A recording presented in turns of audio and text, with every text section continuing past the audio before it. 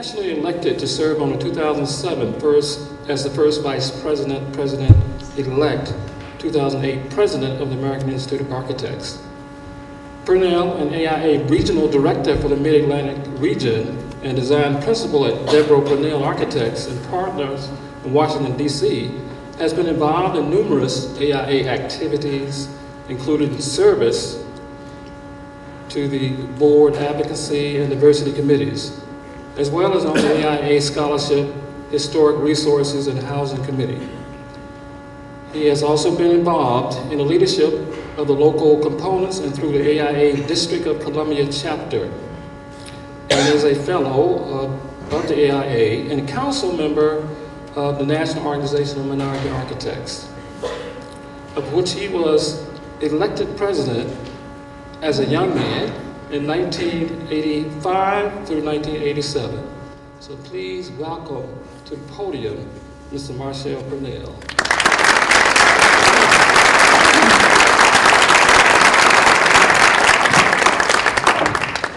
And there's so many more things I can say about Marshall that I found out, but maybe that'll come out as we talk.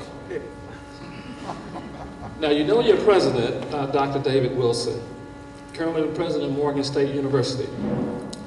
What you may not know is that he was the first chancellor to lead two University of Wisconsin systems institutions simultaneously on May the 1st in 2006, while serving the University of Wisconsin Extension as a chancellor.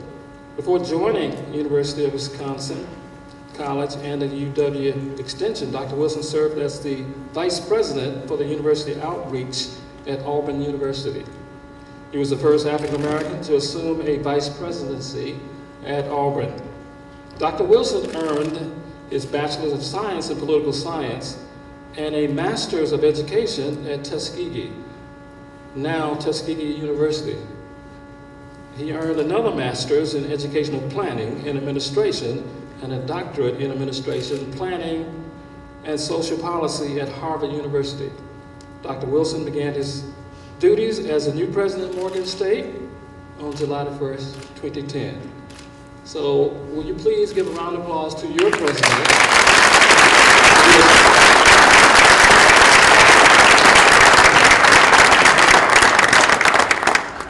Now, as we move forward into the conversations tonight, we do want to keep it as a conversation, and you're listening in on the conversation. Now, we'll have a point where you will be able to ask questions. Now, I have about 13 questions, but we're not going to ask all 13 questions. This is just a pool we're pulling from. So it's about 3 or 4 questions from each topic. Our main topic that we're dealing with tonight is designing for healthy communities, obviously architecture, social responsibility, and the evolving role of design education.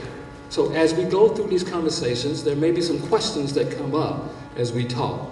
Please jot those down. At some point near the end, we will take some of those questions. Now, we only have about 70 minutes or 60 minutes, or how long do we have now? We started a little late, so we'll take the time and have a full 70 minutes for the conversation. Okay, now I probably need to take that bail. You won't need it. Okay, very good. All right, so here is the first question. Tell us real briefly. I guess I started the bail early. Tell us real briefly about why you think design matters and why a design education is central for this generation of college students to know and value. And that question is for both our guests. I prefer. Justin. Let's see here. Let's switch on. You should be walking. Yes, over here. Okay, Justin. Okay. First of all, let me express my appreciation to Ruth, to Dean Akers, and of course to the Friends of Architecture at Morgan. I'm very, very honored to be on the panel with these very, very distinguished gentlemen this evening. This is a very important question as to why design matters, and I think why this generation of college students need to know, that, if you will. And the way I would come at this, actually, would be to reflect just a little bit, on my time as a student at Tuskegee. And reflecting on that, when I arrived on that campus, I was really impressed with how architecture had unfolded there. And as I read more about it, I found that I was really impressed because the students there, actually had built many of those buildings. Yes. Right. And as I walked in those buildings, I was in awe, as to how students who had arrived on that campus in 1881 with Booker T. Washington, when the campus was just a chicken coop, and had basically made all of the materials, created many of the designs for many of the early buildings. And so when I look at this question as to why design matters, I look at it from a historical context, because one is able to take from buildings a whole lot of history about what was going on during a particular era in our civilization. One can even walk in a building and have a conversation, with that building, if you will, and have that building speak to you in very eloquent and cogent terms, if one is willing to listen. And so design really transforms time. And it says so much about what was going on in the larger environment during a particular era. And I hope students will always appreciate the fact that the work that you are engaged in is not just the work of the day, but it is indeed the work of a generation. Yes. And the work of an era. Just hold that.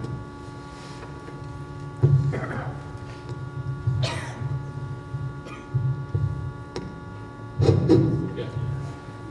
I too would like to thank Ruth and friends at Morgan for the honor of just being invited to be on this program. And I think you are so lucky here at the university to have a president that not only cares about architecture and design, understands it.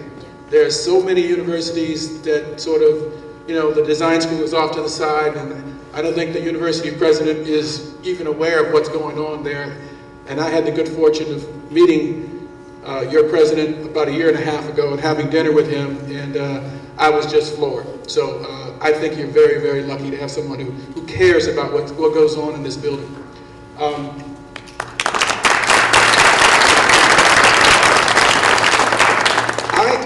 I'm going to take it to a broader, I'm going to take it literally when you say why design matters. I'll take it outside of architecture and just to the realm of design of everything. It's been my understanding and my belief, and I've been pushing this, that very few of us spend hardly any of our time in what I would call the natural environment. Just about everything you've come in touch with since the day you were born has been designed. That's the hospital you were born in, the car you went home in from the hospital, the grade school you went to, the house you lived in. Even when you're out on the street and you're playing in front of your house, everything you see has been designed. You're not in the natural environment. The width of the street, how far the house is set back, determine the size of that outdoor room. Where the trees were placed on the side, along the curb, the spacing of those trees, the size of those trees, the types of those trees, all designed. And it all has an impact on you, whether you know it or not. I can remember when I was about 8 or 9 years old, I lived in Michigan, in Grand Rapids, Michigan, and there was this Frank Lloyd Wright house, the Meyer May house, was in my neighborhood. And I would walk past his house not knowing anything about architecture at 8 or 9 years old. But I know this house would just stop me. I'd stand there and just stare at it. Because it was so different from every other house in the neighborhood. And you might think that right then I decided to be an architect. No, I was 20 years old after I decided to do that. But what I'm saying is, I was very much aware of my environment and my surroundings. And, you know, when I was 17 or 18, my mom asked me what I wanted to do to my room at home. I painted the walls black, the ceiling white. You know, I was very much aware that the environment I was in affected me. And if I could control it or design it, then I felt like I would feel better about it. So I think design matters because it is so much a part of everything we do. Dr. Wilson started on this, but if you look at what we know about any ancient civilization, the Aztecs, the Mayans, whatever, it comes from our understanding of what they built, you know, what they designed. We know what they ate, we know their rituals, we know their religious beliefs, we know the hierarchy within their societies, all from the ruins that we find, which is what they designed. So it's who we are as a culture is what we build and what we design. Very good, very good. You've actually answered 2 or 3 questions. Good. That I had on the list, which is good because I want to go back to a couple of things. But first I want to hear from the President in reference to Design Matters. How does that translate in terms of your design philosophy for this campus, for Morgan State? Well, you know, first of all, I have a great appreciation for both history and what is happening in the contemporary environment. And so Morgan was established in 1867, and we still have some buildings on this campus that are extraordinarily historic.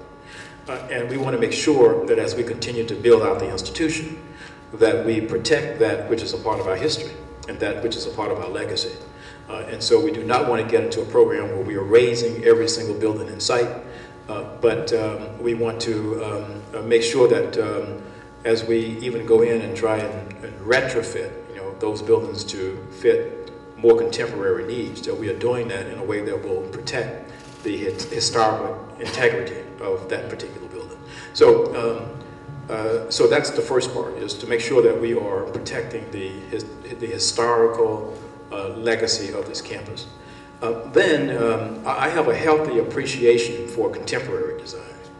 And I do think that some universities really struggle with that, you know, with how do you actually blend those 2 things? How do you blend great historical structure and architecture, you know, with contemporary architecture?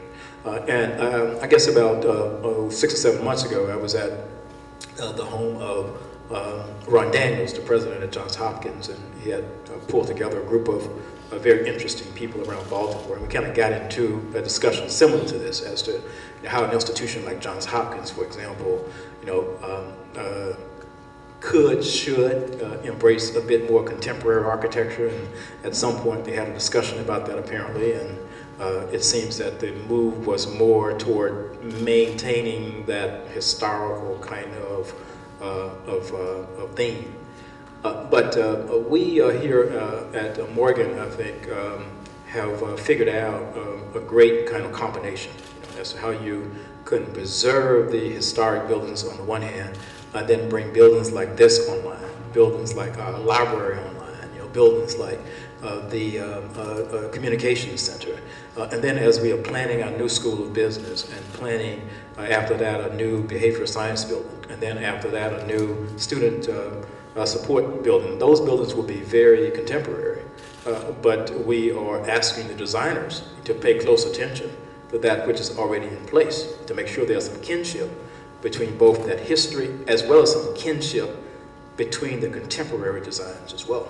And so consequently, that is what I look for when I'm in the room now, meeting with the designers and the architects, and they're showing me what they're coming up with. I'm pushing them as to the connection, you know, between this one, and then what is the connection between this and Holmes Hall? And what is the connection between Holmes Hall and a new business school building, and the business school building and the CBIS building? So that's just a little bit of insight into the way I would look at that.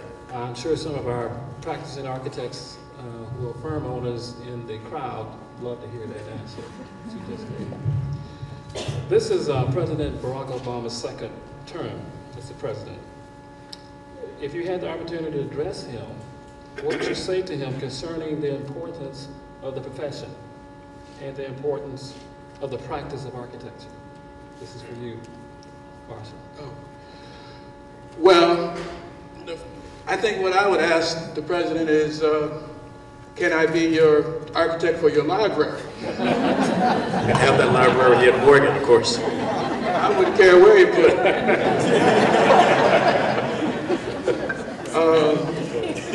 You laugh, but my former partner, Paul Devereaux, met President Obama, I guess, just right after his inaugural for his first term.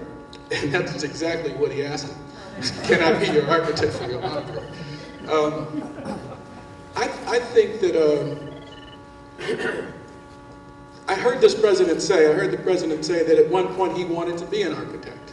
Thought he wanted to be an architect. That tells me that he has an appreciation for his surroundings and his environment. That tells me he is an enlightened person and is aware. And if you grow up in Hawaii, you've got to be aware of your environment. That's a beautiful place. So I think what I would tell him was to sort of take a ride and take the monster out or the beast out, that big limousine he drives, and ride through some of our urban neighborhoods. He sees a lot of the nicer neighborhoods, I'm sure.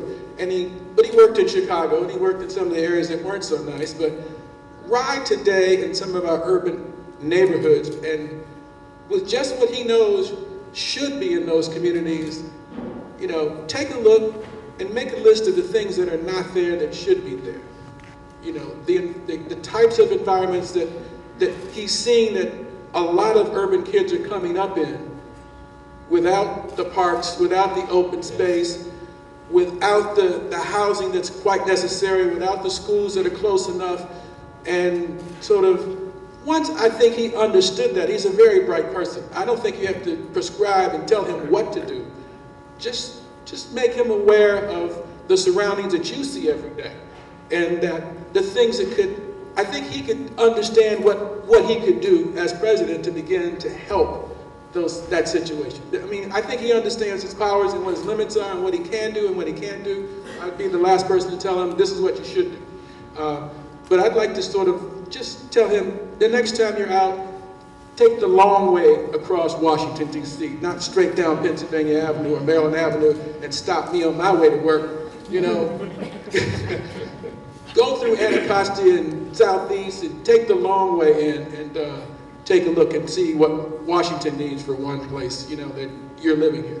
Very good, very good, very good. I would like to take a stab at this now. I'm not an architect, and so this question intrigues me because as you were talking, Marshall, I was thinking about, I think, a speech that I heard from Prince Charles, I want to say about 25 years ago, which stayed with me. It could be a little bit longer, but he became a bit irate at what he called the boxes in the air.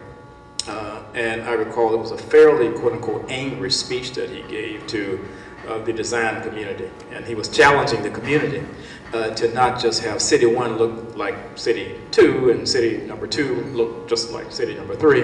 And so if I were sitting with the president, I might in this area say, I would like for you to issue also a similar challenge to the new genre of architects, that we don't want Cincinnati to look like Toledo, and we don't want Atlanta to look just like San Francisco.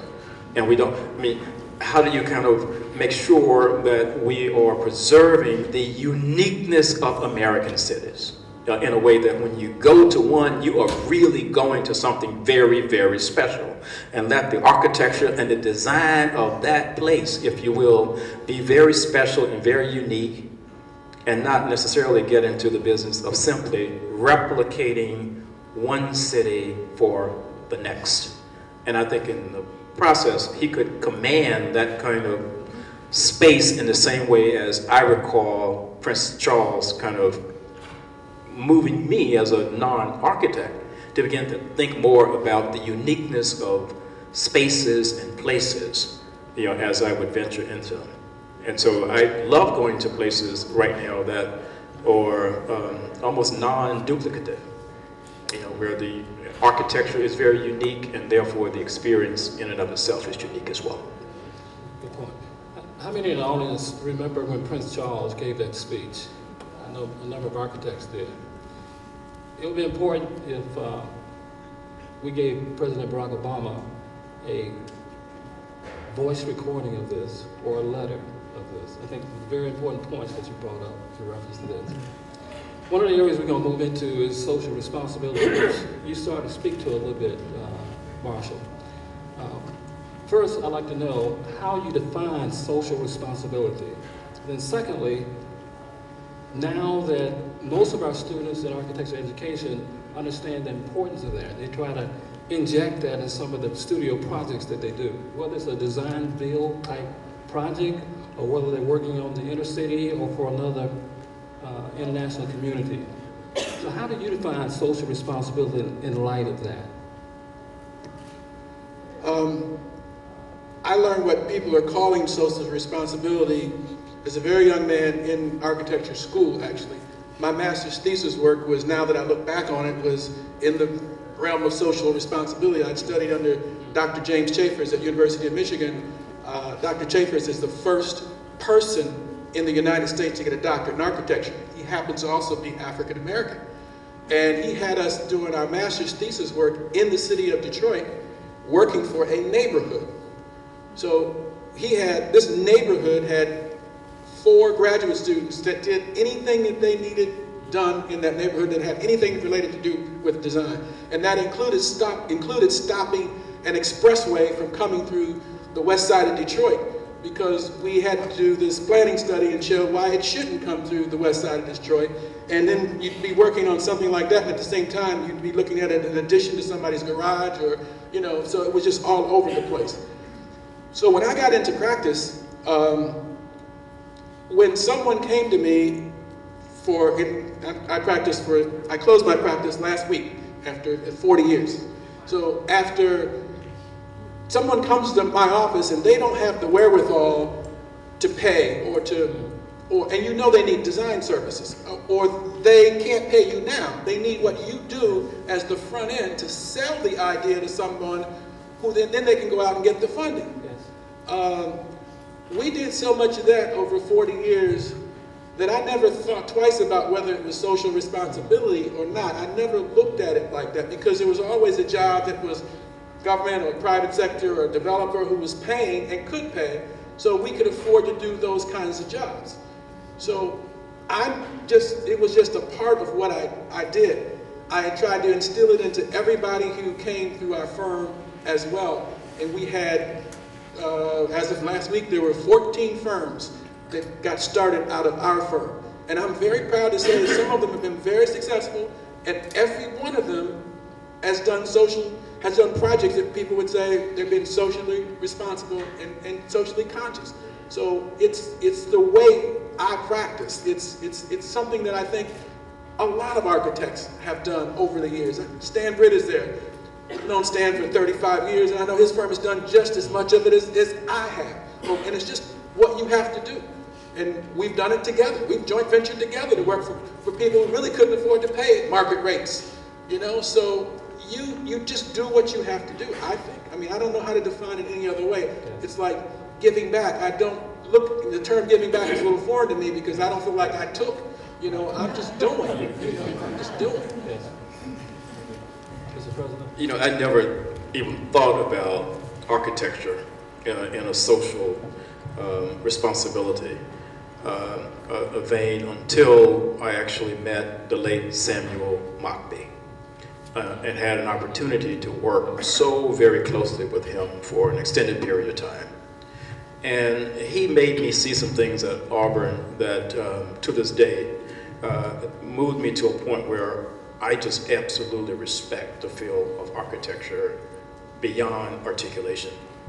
And basically what Sambo, as he was called, he came into my office one day and he said, "You know what, David?" He said, I want you to see something. And I had grown up in this area of Alabama called the Black Belt, and what he wanted me to see was that he had gone into this area where I had grown up, and had taken the students from Auburn there, and they had designed this first house from hay bales. And I was so impressed with that because that won the National Architecture Award and was on the cover of all the national magazines. But then as we began to have deeper conversations, he said things like this. He said, you know, most of my students here at Auburn are upper middle class white students, and they have never ever smelled poverty. They have had few experiences where they have not been in the majority. And so what I do when I bring them out here is to introduce them to a culture where basically as architects they need to understand that poor people deserve good design too. And the hope was that when they came through that program, much as you are giving back in your practice in a social responsibility way, that these students would basically just would have been imbued with this perspective of ensuring that their practice is going to be about those principles. And so, you know, when you get that right early on in the curriculum, I think these things will play themselves out in much the same way as your practice is playing itself out, Marshall. Since we're talking about communities, we're talking about social consciousness, social responsibility. One of the things that's important is sustainability of those communities. And I know we've, in the matter of talking about green technology, sustainability, one of the questions that we have is, how do you define a healthy, sustainable community? And here I'm speaking concerning the urban environment of major American cities, particularly those areas where diverse populations exist. How do you make those sustainable, healthy communities? I guess it's my turn. Sustainability of cities as communities can be looked at, I think, as a whole, you know, and then from a quote, from a design standpoint. And I think they are, you know, design is a part of it. It's a big part of it, but it's not totally what's the engine that drives cities necessarily. Commerce, you know, and people's ability to have jobs and that sort of thing. Now then they can buy homes and businesses and that sort of thing. So the physical design has a lot to do with it. But let me, here again, what I think people are talking about in terms of green design right now, and yes, there's new technology out there that we all have learned and grasped, but just general principles about how you design to make buildings energy efficient, take advantage of natural breezes and orientation.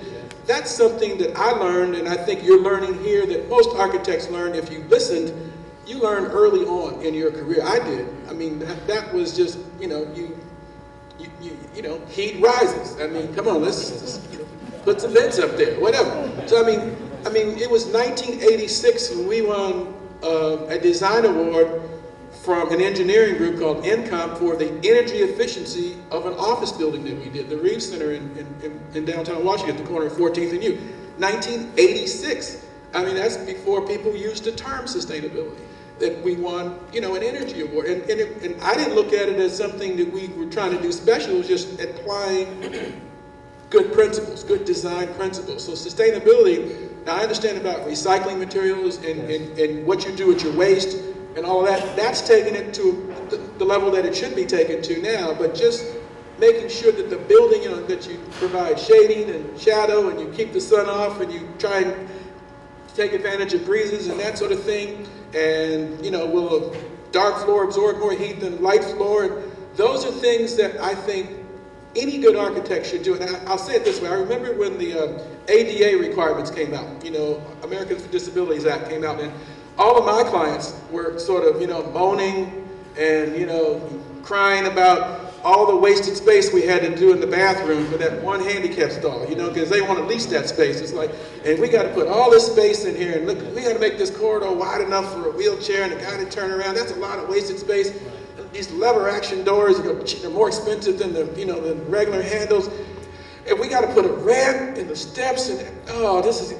The last 15, 20 years, I hadn't had a client even mention ADA. They just wanted, they just assumed that the building was going to be, responsibly designed so it was accessible.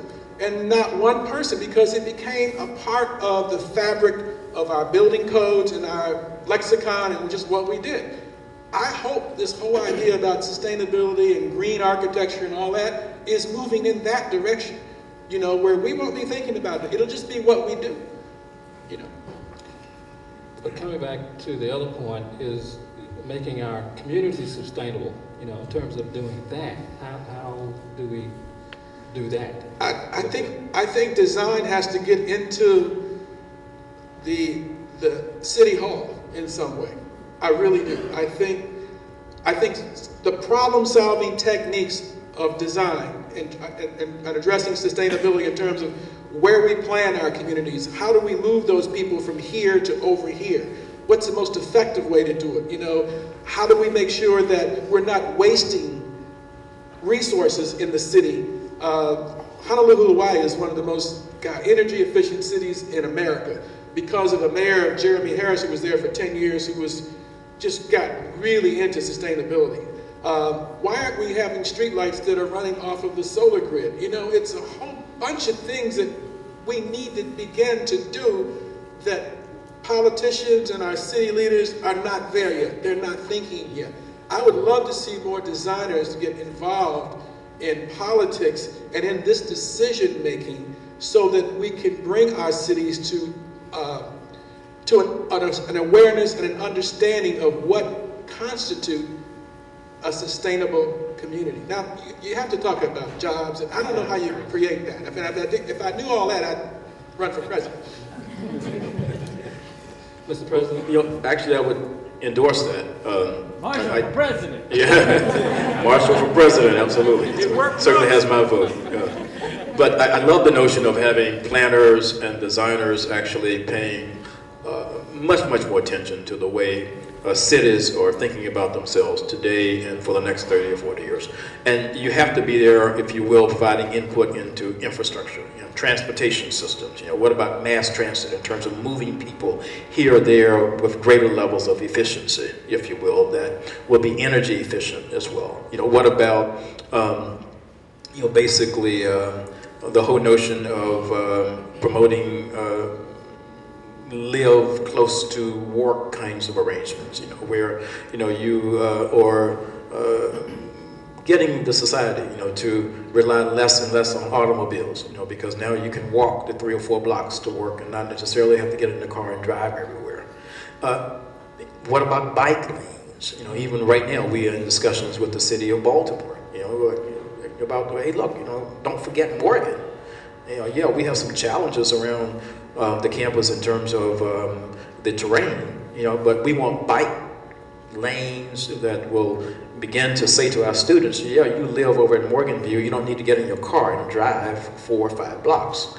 And so how do we create that kind of mindset in the city? So when you talk about the long-term sustainability of cities and neighborhoods, you have to look at these issues of infrastructure and the whole notion of eliminating food deserts, where people are living sometimes 5 miles from the closest supermarket. And so you need that kind of coordinated planning.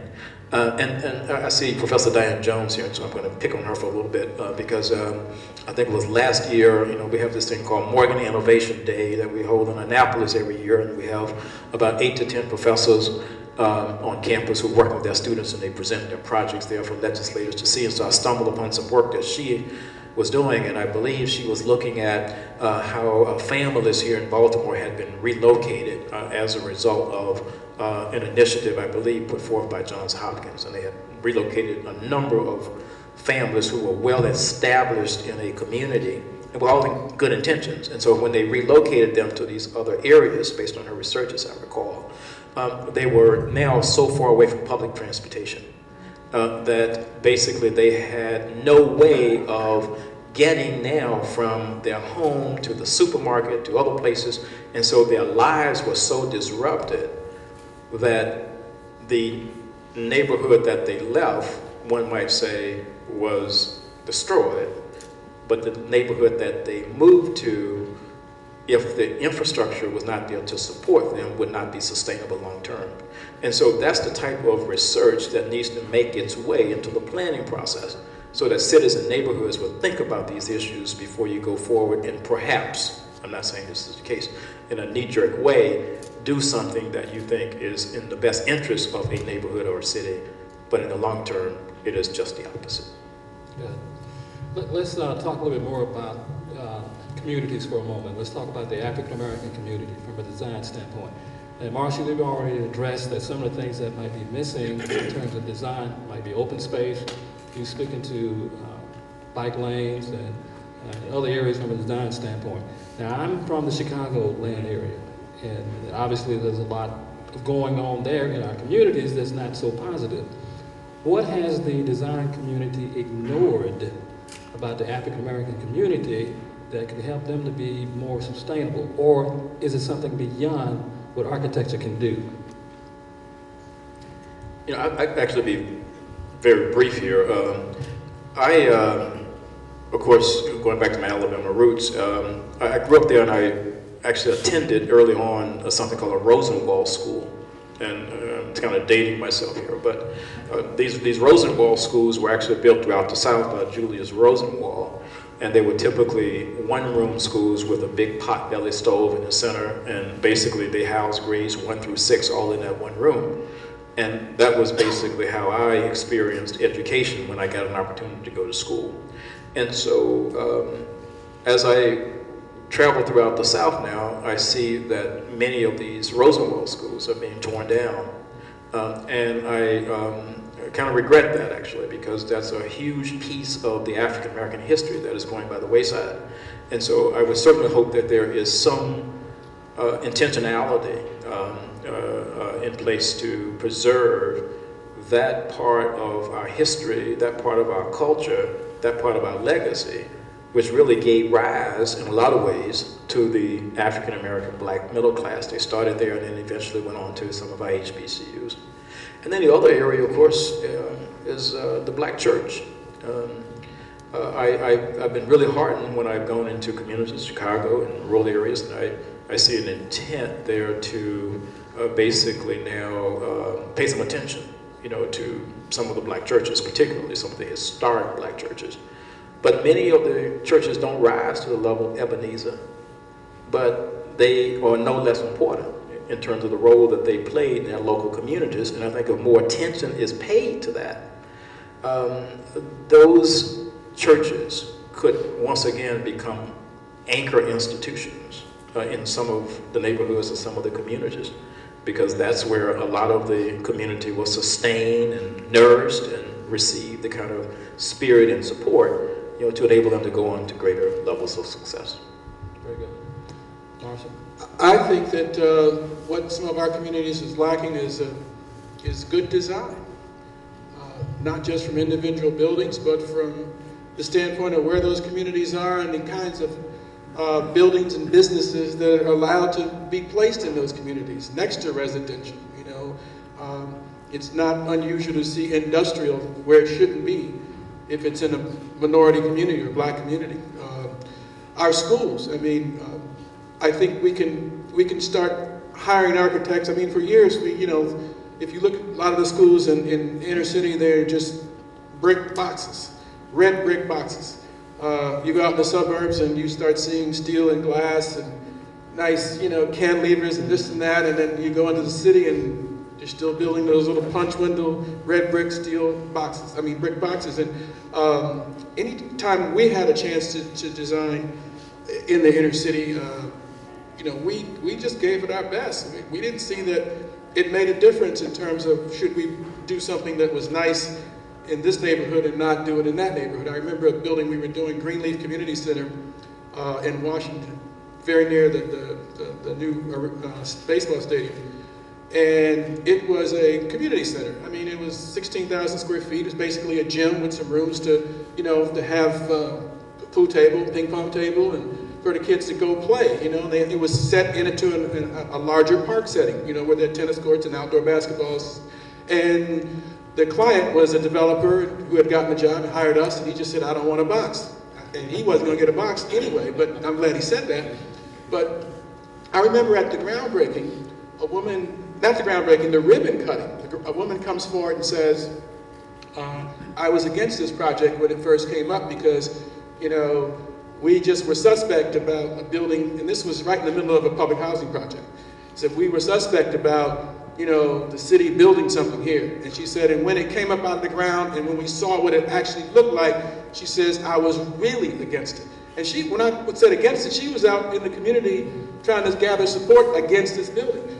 And she said, you know why I was against it? She says, because when I actually saw it, I just knew the city would never design something this nice for us.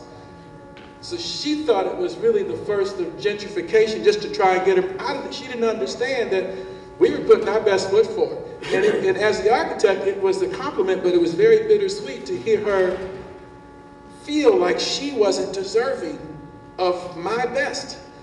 You know, so I'm very proud of that building and some of the other buildings that we've done in neighborhoods where people come upon them and say, whoo, I didn't expect this here. But you would see that same building in another part of town and it wouldn't be like, woo. You'd say, oh, it's a nice building, but it wouldn't be a surprise to see it in certain other parts of town. And that's what I think our youth, you know, we've done buildings like, we did a building where we put a lot of glass at 14th and U at the building, and at the time in the late 70s, early 80s, I was told, if you put all that glass there, you know, we're gonna just break it all out. You should actually do a fortress, nothing but, you know, it should have an internal courtyard and everything should look in. I put as much glass as I could at the corner at 14th and U, and to this day, since 1986 when it opened, we haven't lost one pane of glass to vandalism. You know, I'm going to go back to the conversation with President Obama as you were talking as well. We are at Morgan, and I think if I'm having that conversation with him as well, in light of some of the things you just said, I'm also saying, you know, from the standpoint of the federal government, we need more money in the fund that would preserve the buildings on our historically black college campuses. You know, since you're asking what is it that within the African American community that we perhaps have not paid enough attention to. Those institutions are such legacy institutions, and many of those buildings have such special significance. And you know, my heart cries when I go on some of the campuses, and even when I look at a building or two on this campus, and I see that they are falling apart, and I see a part of the history falling apart. And so I want to shout out once again to Professor Dale Green in the back, who, you know, we were about to make a little mistake here at Morgan. And basically, we were about to do some work on a very historic building here at the chapel. And Professor Green came forward, and other individuals who are part of the historic preservation program here at Morgan, and said, oh, no, no, no, you're not going to do that. And I was impressed. You know, they called the president down to this building, and they said, stop it. And basically charged us with putting out a different kind of RFP, and a basic understanding that the University Chapel was very historic, and we needed to preserve the portico or the porch there instead of what we thought we were about to do. And we did that, and that building has now been registered on the National Registry of Historic Places, and we have Professor Green to thank for that. But that's the piece, I think, that within the African American community as well, that we are not paying enough attention to in terms of preserving that aspect of the legacy and the history of these institutions. Thank you. We are nearing the end of our time in reference to conversations, but I don't want to leave the last topic undiscussed because it will be for our students in the audience as well. I want to talk a little bit about the evolving role of architecture and design education currently. Now, right now we have about 4 or 5 different generations that are alive today. The great generation, baby boomers, X generation, Y generation, the millennials. Now they are coming now into the offices now. They view architecture differently. They view the practice of architecture differently. There is a discussion that's held in the magazine, American Institute of Architects, this month, that talks about the millennial generation and those that's currently in school now, coming out, how they will practice architecture. Are you seeing, or have you seen, as the former president of AIA and NOMA, any difference in how firms address these different generations that are impacting the office environment? I've seen it, but I don't see enough of it. I mean, I think we are reluctant, we're sort of reluctantly passing on the torch, if you will, to leadership. It's very difficult for a practicing architect who's a principal of a firm to sort of pass on the leadership of the firm to not necessarily the generation right below him, but maybe 2 generations below her or him, so that there is this continuity with what actually is happening today. I see a big gap between my generation and, you know, there's no one in their 35, 45-year-old, 35 to 45, 50-year-old to sort of take up the gauntlet. I mean, there are going to be a mass of people doing what I recently did, which is somewhat retiring. Very soon, there are going to be a mass of people. The AIA has done this study, and it just says something like 35 to 40% of all firm principals, you know, from firms that are over 15 years old, are going to be retired within the next 5 years. Who is going to, you know, who are going to be the next generation of principals if they haven't nurtured and brought along someone in their 30s or 40s? Because that's who you really want to bring into the firm, not someone who's only 5 years younger than you, who's been at the firm only 5 or 6 years, you know, putting less time than you at the firm. You want another generation so that they can buy into whatever the technology, whatever the belief, the way you practice is. I'm finding it hard to see it, and that's generationally, not racially. When you look at just racially, it's like, whoa, you know, it's only 1.2% of all practicing architects are African American. That was the same number 40 years ago, 1.2%. Mr. President, do you want to take a stab at that question?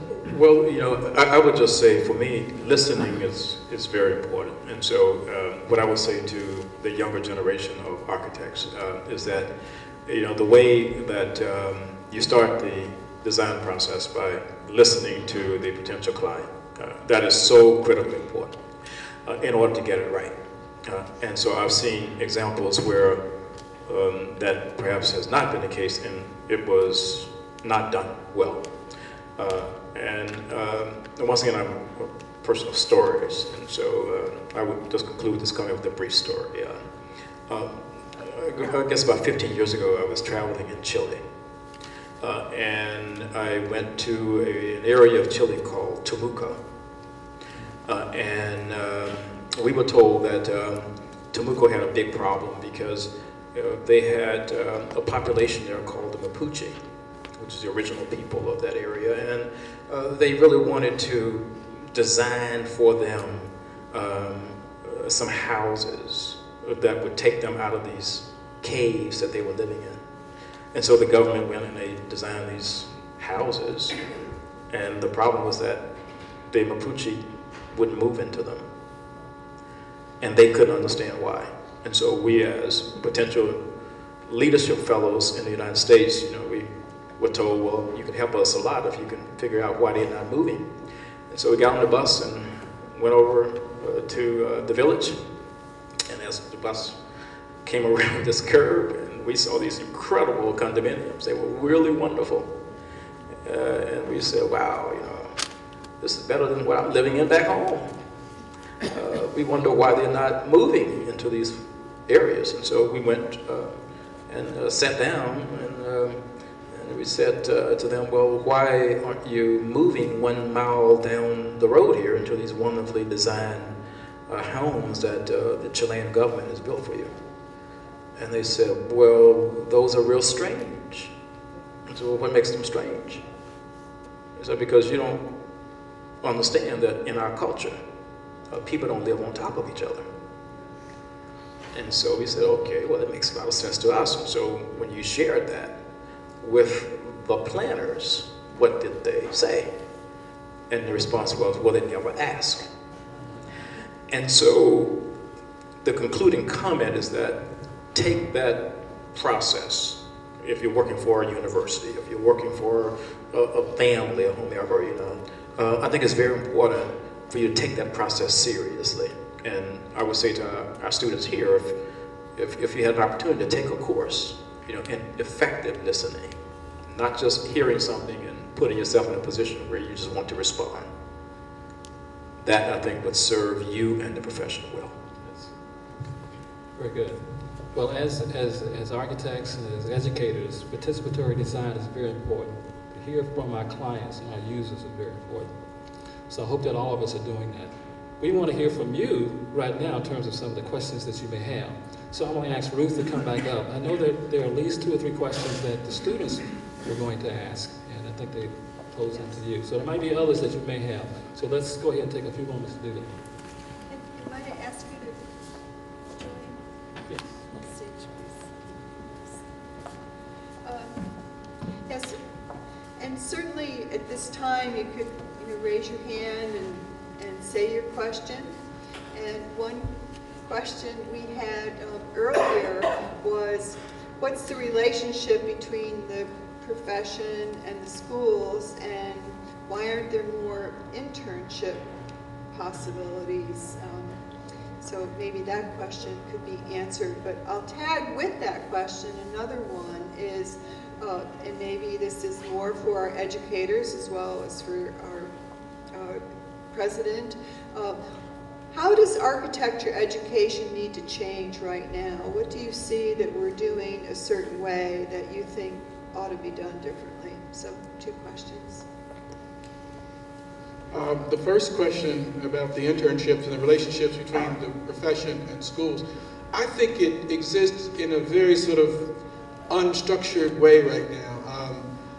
There are a lot of firms that have outstanding relationships with schools because of maybe who the principals are in that firm or where they are geographically in relationship to the nearest school or a couple of schools.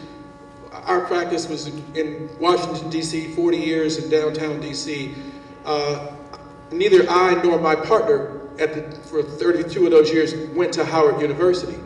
Yet, we had an outstanding relationship with Howard University. I had associates who had gone to Howard University, Tuskegee, Southern, and actually Syracuse and the Boston Architectural Center.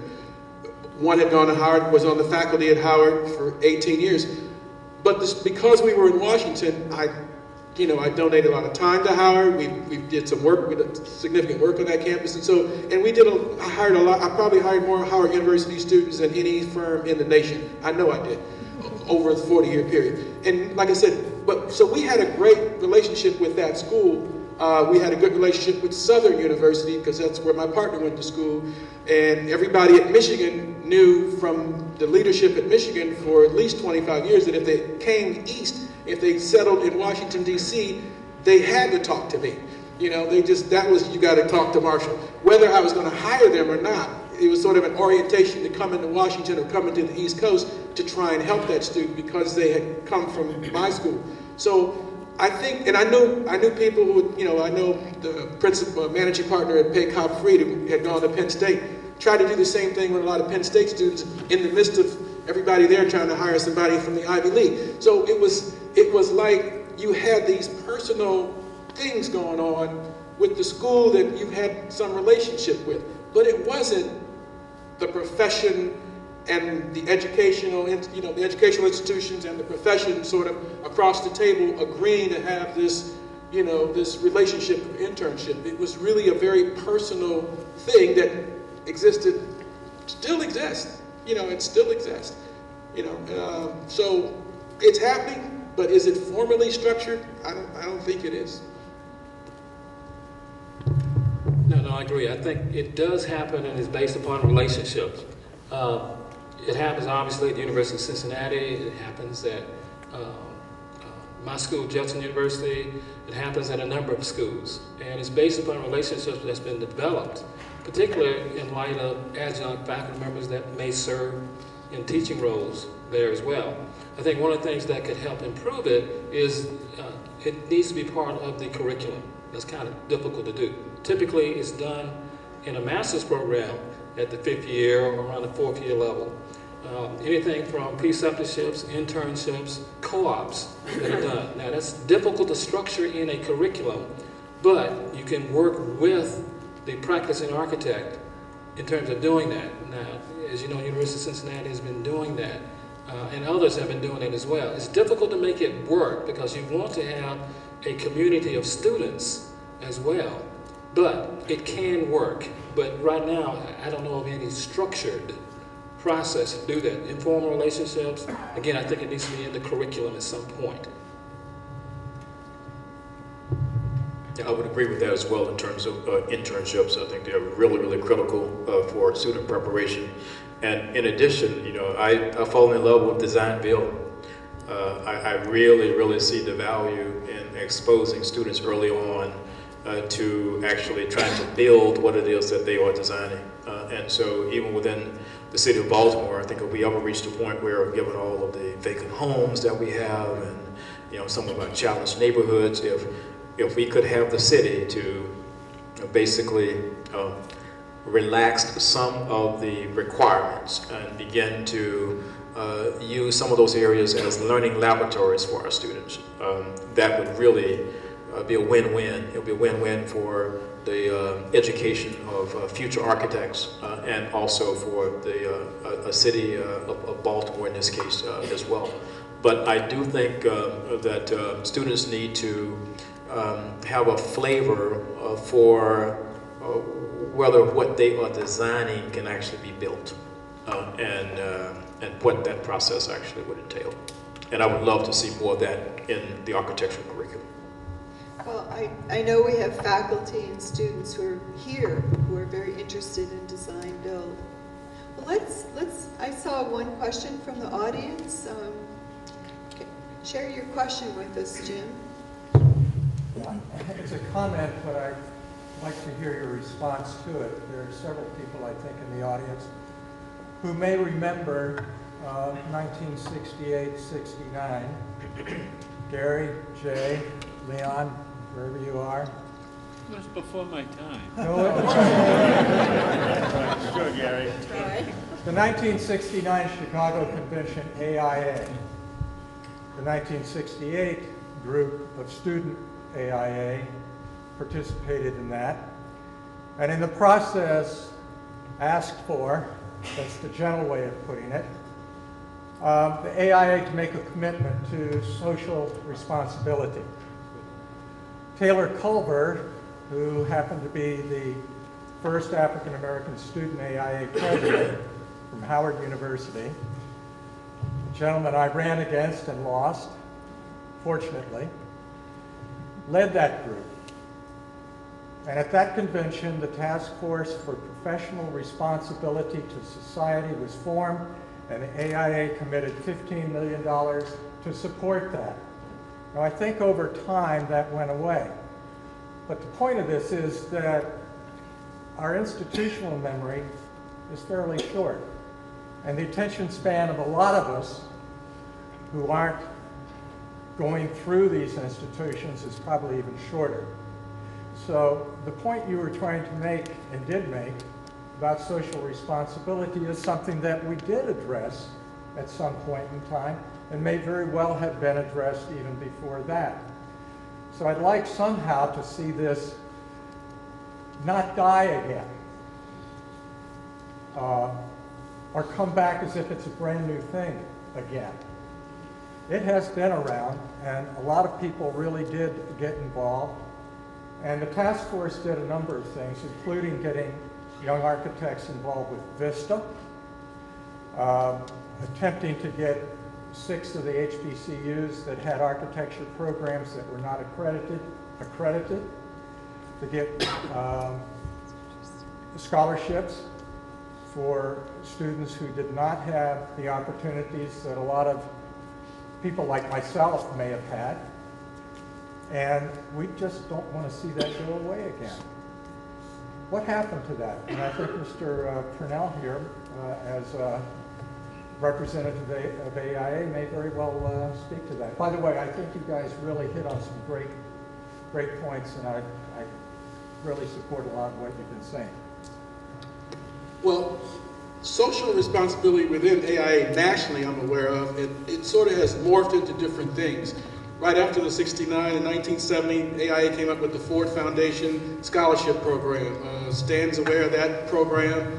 I'm aware of that program where it was, I think, $50,000 initially was in there, and then AIA started, collecting dues from their members over a period of years and giving out these national scholarships, which they still do. It's named something else now, but they've never stopped giving out scholarships to minorities and to people who just needed it. Then they came up with the ROOT Act. Well, community design centers before that. Remember CDCs in urban neighborhoods? When I worked at AIA for 4 years, I had the responsibility for 2 of those years to provide technical assistance to 62 different community design centers in 51 different cities. And so for a couple years, I had to, sort of help those design centers when they needed technical assistance, and sometimes that was just dollars, and sometimes it was people or architects in their neighborhoods or in their areas or their cities to come in and help them, and I would sort of coordinate that activity if it wasn't me flying out there myself. That went into, remember, now there's the ROOT Act program, and now it's the SDAT program, Sustainable Cities. So the AIA has sort of always, had some form of social responsibility, and the same with their disaster assistance programs. It's not just the Katrina that caused AIA's sort of disaster relief program into being. It's tornadoes you don't even hear about. It's floods you don't even hear about. So we as a profession are doing probably so much more than other professions. It's ridiculous. What we get caught up in, because we affect so many people with what we do and what we design, we start feeling like, if we could just design, this or that, and we don't have the money to do that as designers and professionals. We're not the ones, and people really don't understand it. It's like, why don't architects design better housing for? Well, we're not the ones who are paying for that housing. We're not the ones who are controlling city budgets or state budgets or university budgets. We're sort of hired guns. Once we get the opportunity, there is a lot we can do. But can we define the agenda and say, this is what's going to happen, and start it? That's why I say I wish we had more of us in those leadership roles in politics, at the state, municipal level, so that when we just trying to design or decide what we should do and where we should spend our dollars, you've got people at the table who understand how design can be empowering. How, I really believe that. I really, design has the potential to empower people in ways we just can't imagine.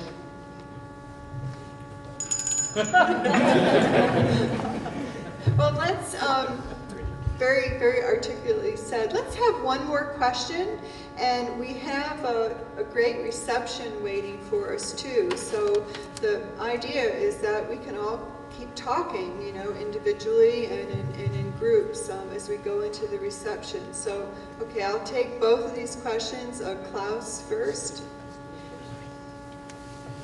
Well, I wanted to get back to your point about that everything is designed, and connect it with this wonderful question about what you would tell the president if you had to explain or ask him to do something. And want to proffer an answer, since we are not talking with the president right now, just to the students. When you would have to answer the question, why design matters, to the president, I would say, well, look at your Congress, is full of lawyers. If you had architects in there, you would solve more problems. And why is that? Speaker of the House was a planner. Why is that? And I think this building here gives an answer too. Because everything is design, and design is problem solving, and architects think about future in a comprehensive fashion. They anticipate something that is not there yet. Lawyers just take apart what's already there. Architects put it together, and design is everything from engineering to transportation and architecture, and that's the system part. And you know, that's where I think all the answers come in, and also how the education for architects should change. This comprehensive thinking, this putting things together, and that's the ultimate sustainability issue. And I wanted you to just comment on whether you think that that is a possibility, what to tell the president. I don't know about the president, but I know corporate America is now hiring more and more people with design educations than they are with any other background. They're looking for people who have design training or design education, design-based educations, to solve problems, because they realize we come already prepared to solve problems, whether we know what they're doing. You know, that we don't have to know their business. We don't have to know that, you know, they make widgets or they make snowshoes or they do this or that. They understand that when we come with an understanding of, okay, first thing we do is we look at all the moving parts. We ask, what is it that we're supposed to solve? And I'm a big believer on, you can't have an effective solution to a problem that you don't have, you haven't effectively sort of defined. In other words, I want to know, I spent a lot of time in my career making sure before we started design that we were trying to effect a solution to the right problem. In other words, I want to ask, what is it that we're trying, because I figured once I understood what it is we're trying to do and had the client agreement, and that only can come from listening to the client and talking with the client and prodding the client, but it also comes from me asking the right questions and having an understanding of what the client really wants to have. I remember once that I saw on the wall in my school, it says, why do I need an architect? All I need is 3 walls. All I need is 4 walls and a roof. And the counter quote was, that's exactly why you need an architect. You may find out you only need 3 walls and a roof. Thank you. Okay, I saw another question here from a recent graduate. Yes, good evening. My name is Julio, and I graduated from the Masters of Architecture 2 years ago. My question is regarding, actually I was reading a couple of weeks ago, last week, that architecture is among the maybe 4 or 5 the careers where you are not getting paid for the amount of time, money that you invest, dedication, and then getting to be an architect is a long path. You have to do your internship, you have to do exams, and now it's not enough to be a certified architect, you need to be LEED certified, so it's different a lot on top of the degree, and then you're not really getting any rewards from all of this dedication and effort. You really do it because you have a passion, and I'm doing it because I have a passion, and actually I had to split my profession in 2. I had to work my full-time job that I actually didn't have in the morning with the old company where I am, just because I'm getting paid better, and in the evenings, in the afternoons, I do architecture because I want to follow the path, but it's taking me a long time in getting there. I do it because I have the passion, but I don't really see like encouragement out there. I know some engineers get out, take 1 exam, and they get paid a lot of money and put a lot of time, effort, and actually architects have to leave this project, and they have the most of the liability this project, and they are not really getting that feedback. I hear the frustration, and that was actually one of the questions that Dr. Salter put together that we didn't get to because he had, only 16 or 17 or 18 questions. But it really was, what is the value of the design education in this current era when there is a lot of negative press about compensation in the field, and there's the reality of that. So I think that's sort of the general question. And I would tag on my own question, which is, does the current architectural student, the recent graduate, need to be entrepreneurial in this environment? And if so, how do we help our students develop an entrepreneurial, create a job mentality? I'm going to answer the first part of it, then I'm going to pass it over to Marshall to answer the rest of it. You're right. Yes, those things exist. And actually, as you probably know, on a lot of websites, some websites, and there's some research going on that said one of the 4 least successful careers that you should go into is architecture. And I think that's been written by someone that really doesn't know what's involved in architecture. When I got in architecture, it was not to make a whole lot of money, okay? It was to impact a civilization. It was to, that's the broad altruistic value I had, but I wanted to change my current conditions.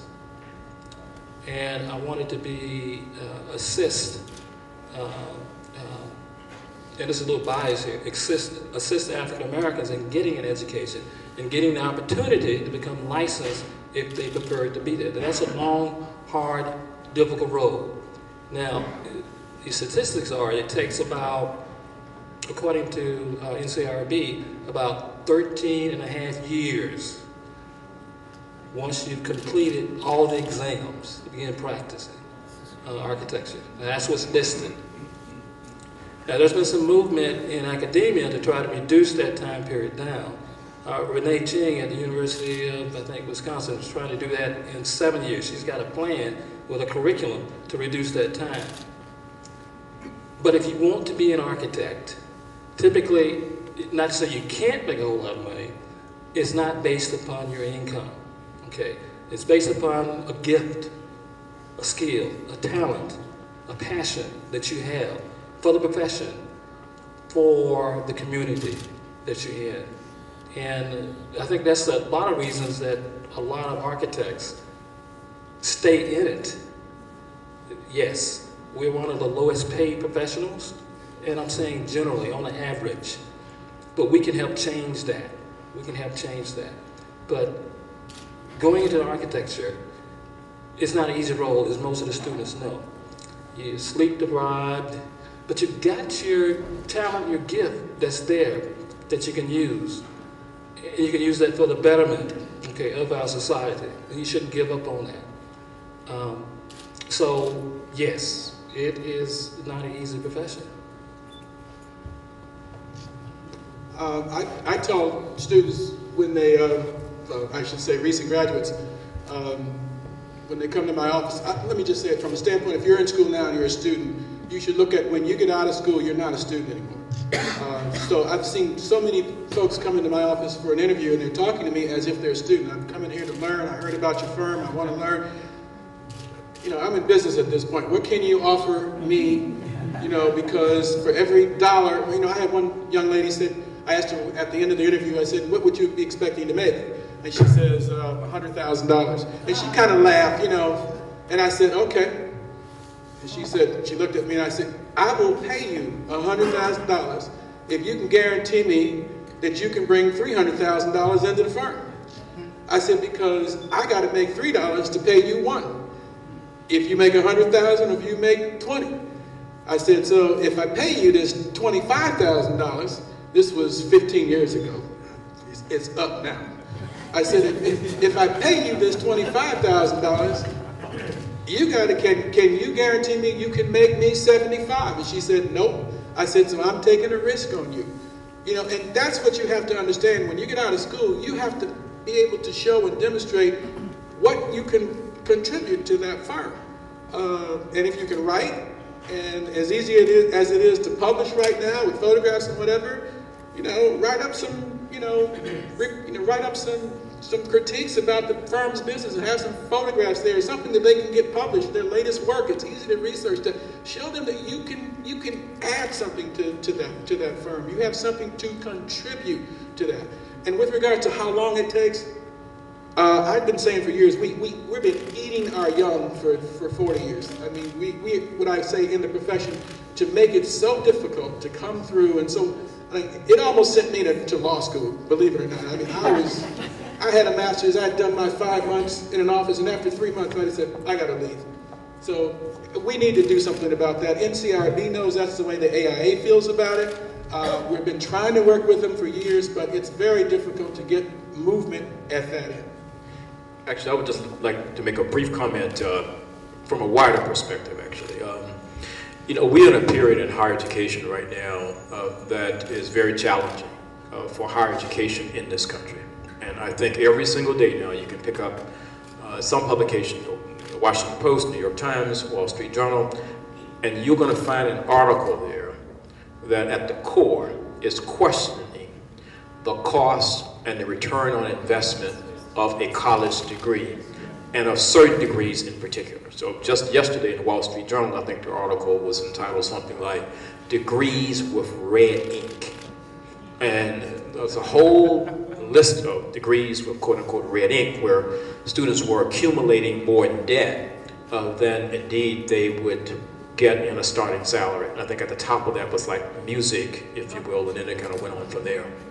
And so in light of that, you know, we are under immense pressure, presidents and chancellors, to rethink the time to degree and to rethink the number of credits to get a degree. And so as Dean Akers knows, you know, we have started this discussion here at Morgan about the number of credit hours needed to get your degree and what's so magic about 120 or 125. Because we have to understand as higher education leaders that we have to make the degrees valuable and can't dumb down that. But at the same time, we can't keep students in our institutions longer than is absolutely necessary to get the degree and have you accumulate more debt. So then when you get out and you're not getting the job at $100,000 a year, you begin to question the value of that. That's our calling in these difficult times, and that's how Dean Akers, myself, the other deans, and other vice presidents here are moving forward with that, because the governor is saying to us, you know, you got to do a better job of getting our students through these institutions in a shorter period of time, and increasingly we're hearing this from national associations and others as well. So it's larger than just architecture. It's just a wider discussion taking place nationally about what's happening in higher ed and how we need to make it much more cost efficient, you know, for you to get through these institutions.